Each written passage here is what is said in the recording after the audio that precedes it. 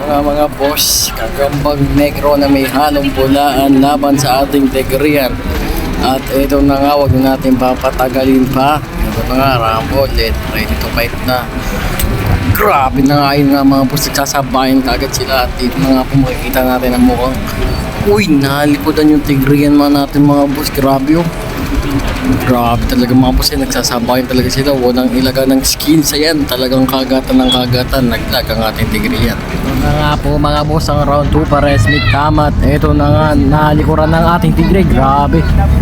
Ayun na nga po, mukhang nilulutbihan na nga po siya. Binibilutan na nga po siya ng ating Negro na may halong pulahan. At eto, mukhang puputripin niya na lang. Grabe nga mga boss, kapal talaga ng sipot nito mga pre. Lakas talaga pagka nasa pero pag nasa stick, lakas talaga nung Tigrean mga bossing ko. Grabe, tapos na nga po ang laban. Ang panalo ay ang ating Gagambang Negro. Grabe nga mga boss, lakas, effective talaga ang ating nameless load. Kung tatawagin ko tong chocolate load. Grabe talaga mga boss, talagang sabayan talaga. Oo.